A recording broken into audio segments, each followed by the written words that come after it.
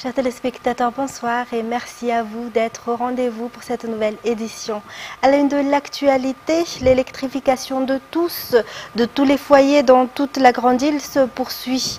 Les habitants de la commune rurale de Béens, district d'Ambatoulimpi, bénéficient désormais de l'électricité approvisionnée par la centrale hydroélectrique inaugurée ce matin par le président de la République, Ange Rajoelina.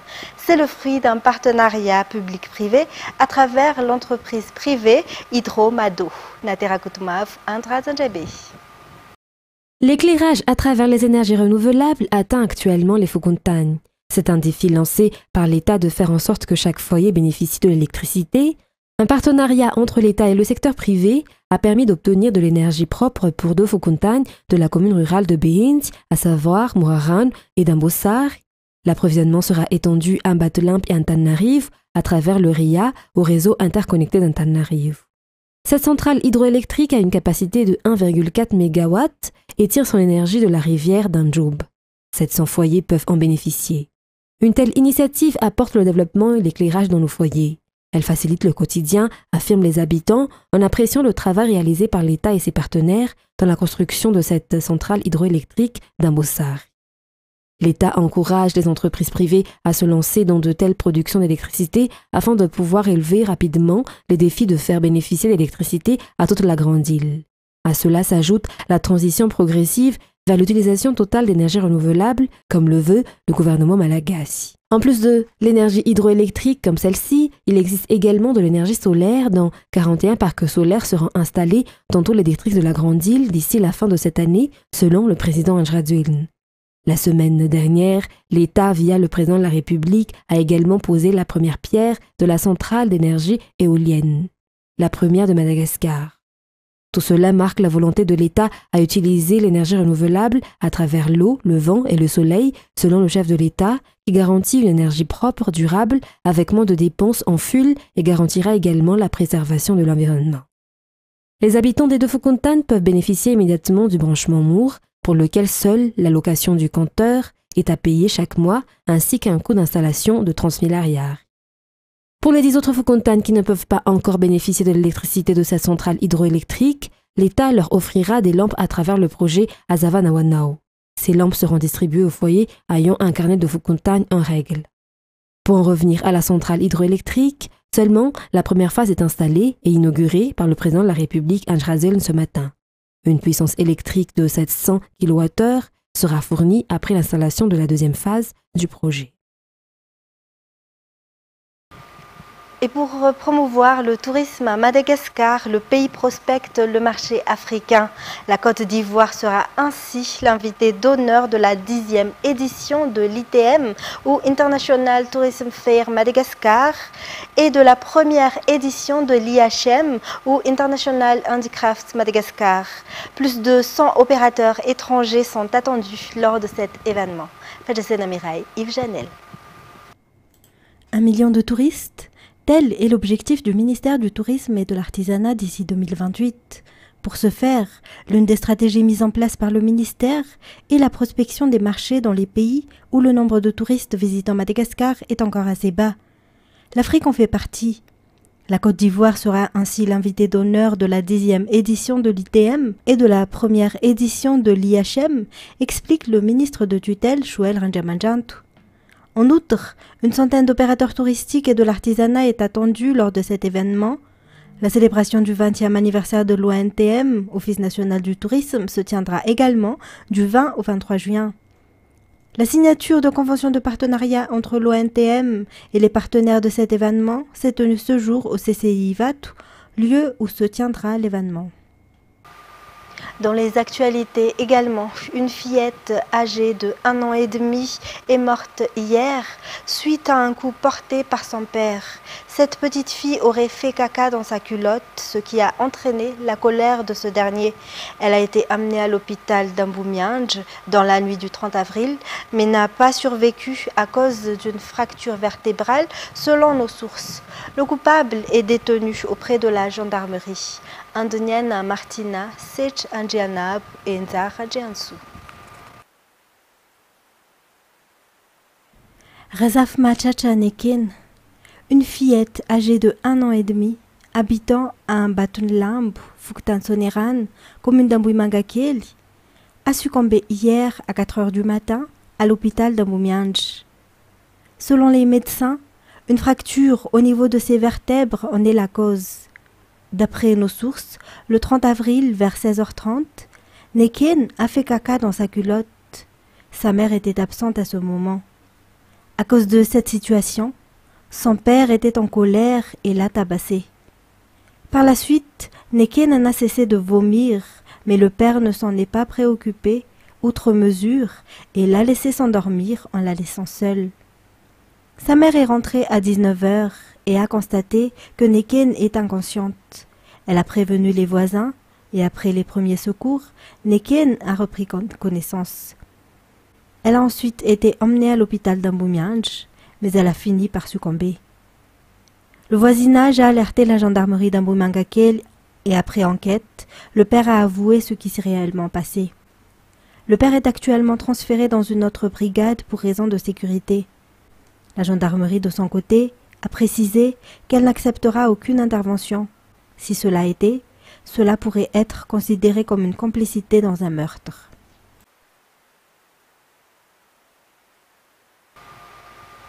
Toujours dans les actualités sociales, des milliers de personnes ont bénéficié aujourd'hui des soins de santé gratuits dans le cadre de la mise en œuvre des activités de soins de proximité dans le Fuktan d'Akenyeni, commune de Tanzumbat, district d'Atsimjan. Parallèlement à cela, des circoncisions collectives et une sensibilisation sur l'utilisation des méthodes contraceptives a également eu lieu. Les activités de santé de proximité organisées dans le district d'Atsimjan se poursuivent. Ce jour, c'est le Fuktan d'Akenyeni, dans la commune de Tanzumbat, qui en a bénéficié. Des milliers de personnes sans distinction d'âge ont pu profiter de plusieurs offres médicales, notamment des soins généraux, des méthodes de contraception, des bilans de santé, le suivi du diabète, des vaccins, le dépistage du VIH et de la tuberculose, des soins dentaires et bien d'autres. Cet événement a été particulier grâce au partenariat avec le ministère de la Santé à travers le service de santé publique pour effectuer la vaccination des enfants, des femmes enceintes et des adultes, ainsi que la réalisation d'une circoncision collective en ce début de saison d'hiver. Tous ceux qui y sont venus ont été reçus et ont bénéficié de médicaments gratuits. La mise en œuvre de cet événement s'est faite suite à la demande des habitants auprès du député élu dans le district d'Atanrivotimjan et elle a été mise en œuvre conjointement par les responsables locaux et le ministère de la Santé publique. En plus des habitants du Fuktan d'Akenyeni, des habitants des villages avoisinants ont bénéficié de ces services de santé, notamment les habitants du Fuktan et d'Anusmaveln. Et puis 231 enfants du 3e arrondissement âgés de 1 mois à 17 ans ont bénéficié de jugements supplétifs d'actes de naissance ce jour dans le cadre d'un projet conjoint de la commune urbaine d'Antananarivo et de l'OIF. Pour plus de détails, Mervoulat Sferen et Brasden Nilsson. Plusieurs raisons entraînent la non-acquisition de la copie à la naissance, et cela n'arrive pas qu'aux enfants des zones rurales, mais se produit également en ville. Cela arrive surtout aux enfants des familles défavorisées. Pour y remédier, l'OIF et la commune urbaine ont mis en place un projet de distribution de jugements supplétifs d'actes de naissance. Pour le 3e arrondissement, 231 enfants âgés de 1 mois à 17 ans en ont bénéficié ce jour. Avoir un acte de naissance est important. C'est l'identité d'une personne, et sans cela, un citoyen ne peut pas bénéficier de ses droits. Pour cette raison, le PDS d'Antananarivo, Richard Amanambitan, exhorte les parents à ne pas négliger les copies de leurs enfants. En plusieurs années, 11 480 copies ont été distribuées dans les 6 arrondissements grâce à cette collaboration. La réhabilitation de toutes les ruelles menant vers les rizières autour de la commune d'Ivat sera achevée au cours de ce mois de mai, a indiqué aujourd'hui le secrétaire général de la commune. Le PP Ilaïvoula sera également complètement transformé grâce à la collaboration avec les partenaires et la municipalité. L'amélioration du bien-être de la société est une priorité pour cette commune. Détails sur les images de Yves Janel.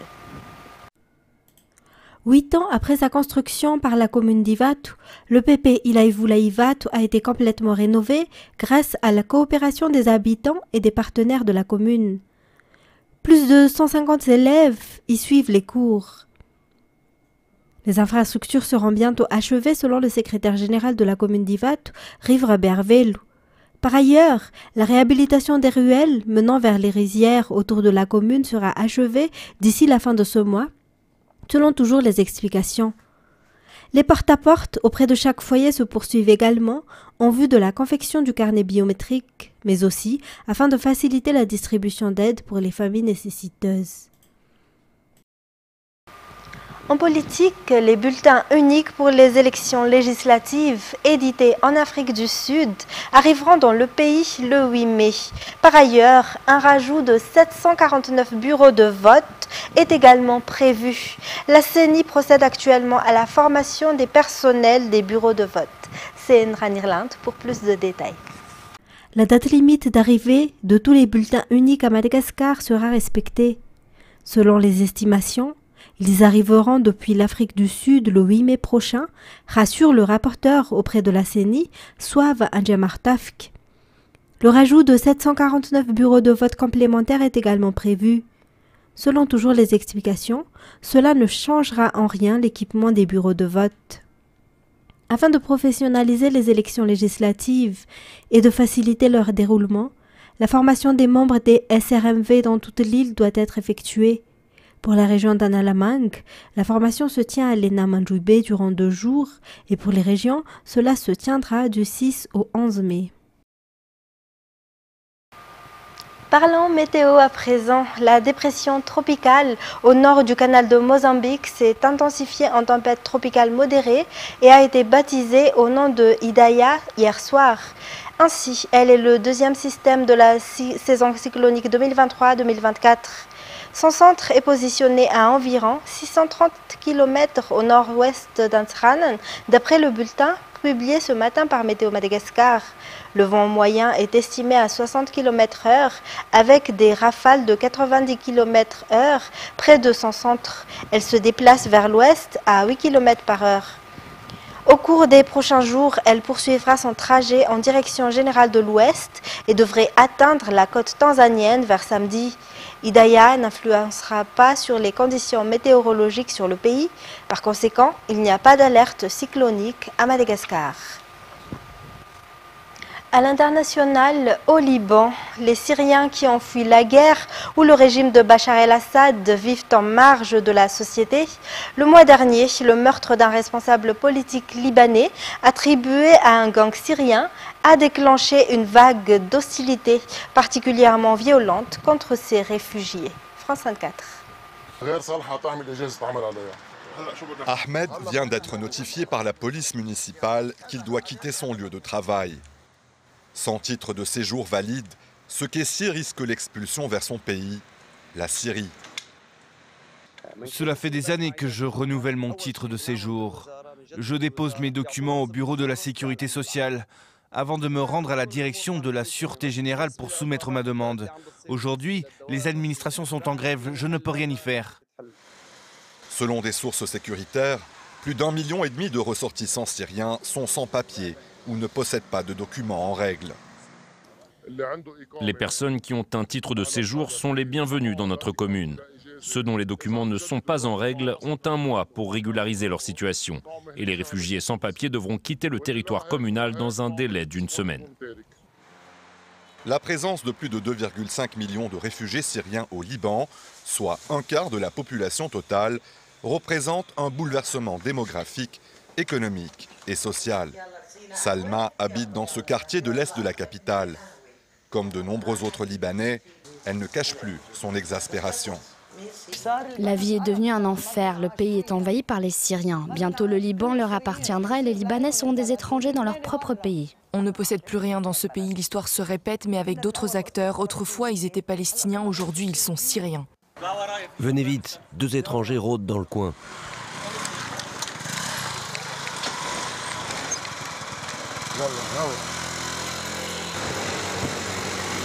Arrête-toi, arrête-toi ici. Que se passe-t-il? C'était une fausse alerte. Les deux hommes habitent dans le quartier. Je voulais justement t'appeler pour te le dire.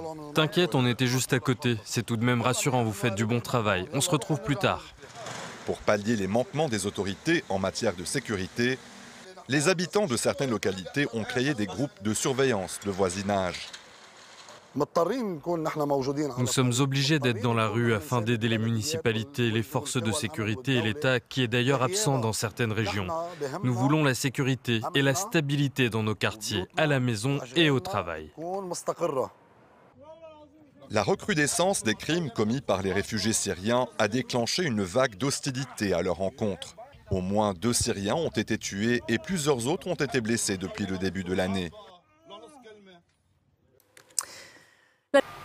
Et puis la mobilisation étudiante pro-palestinienne aux États-Unis a connu à Los Angeles un épisode de violence inédit depuis le début de ce mouvement, dénonçant la guerre au Gaza. Des heurts ont éclaté dans la nuit de mardi à mercredi à l'université UCLA, après que des contre-manifestants s'en sont pris aux militants pro-palestiniens qui occupent certaines parties du campus depuis plusieurs jours. France 24. Au lendemain des affrontements sur le campus de UCLA, la police maintient un important dispositif de sécurité.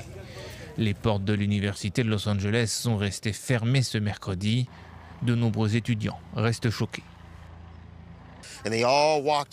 Ils sont venus de là, c'était un gros groupe. Ils avaient des piles, des armes, des trucs comme ça. Ils sont allés devant, là où attendaient d'autres gens. Et c'est là qu'ils ont échafaudé leur plan. Un groupe de contre-manifestants a tenté d'enfoncer la barricade du camp des pro-palestiniens, entraînant de violents affrontements entre les deux parties. À New York, cette fois, c'est la police qui est sous le feu des critiques après avoir fait usage de la force pour déloger des manifestants barricadés dans l'université de Columbia. Étudiants et professeurs ont manifesté pour condamner les violences. La réponse surréaliste de Columbia à la prise non violente du bâtiment par les manifestants a transformé notre campus en zone de guerre. L'université a appelé la police de New York pour envahir le campus avec une police militarisée. Nous avons honte de notre université qui, au lieu de poursuivre les négociations auxquelles de nombreuses facultés étaient heureuses de participer, a décidé de faire intervenir la police de New York. Mise en cause, la présidente de l'université, Minouche Shafik, a regretté d'avoir eu à en arriver là. Depuis 2 semaines, les mobilisations de soutien à Gaza se multiplient à travers tout le pays, au point de s'inviter dans la campagne présidentielle. Donald Trump s'est pour sa part félicité de l'action des forces de l'ordre, estimant que le président Joe Biden devrait se saisir du dossier. Pour terminer, alors qu'on attend l'éventuelle signature d'une trêve à Gaza, les déclarations martiales du gouvernement israélien sèment le trouble. Benyamin Netanyahou, le Premier ministre israélien, se montre déterminé à lancer une opération d'envergure à Rafah, où se massent 1,5 million de Palestiniens déplacés. France 24. L'attaque à Gaza sera forte. Ses objectifs à l'intérieur de la bande de Gaza seront de ramener nos ressortissants en toute sécurité, c'est-à-dire ramener les otages chez eux. En ce qui concerne la défense offensive dans le nord, vous le faites à merveille. Et nous nous préparons à une attaque dans le nord. Nous prenons en compte le difficile événement du 7 octobre. Nous avons repris nos esprits. Nous sommes allés de l'avant avec force et avons envoyé ici à la région un message très clair sur le fait que notre présence ici ne sera pas remise en question.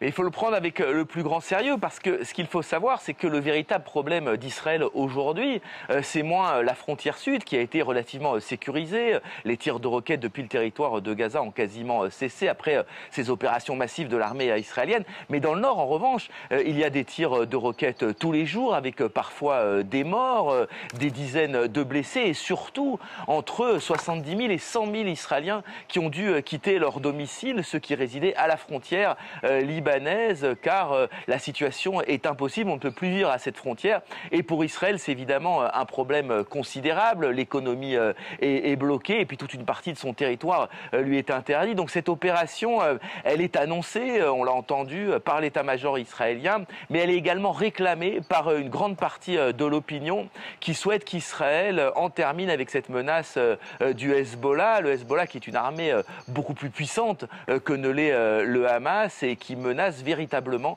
la vie dans le nord du pays. Cela dit, les Israéliens essayent depuis le 7 octobre d'éviter l'ouverture d'un second front.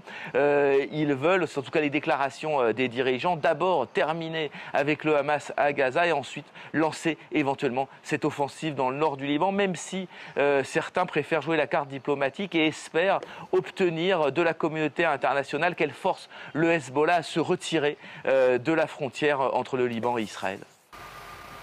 C'est la fin de cette édition. Merci à vous de l'avoir suivi. Restez avec nous tout de suite après le film Kandahar, un thriller joué par Gérard Butler et Navid Negaban. Excellente soirée à tous.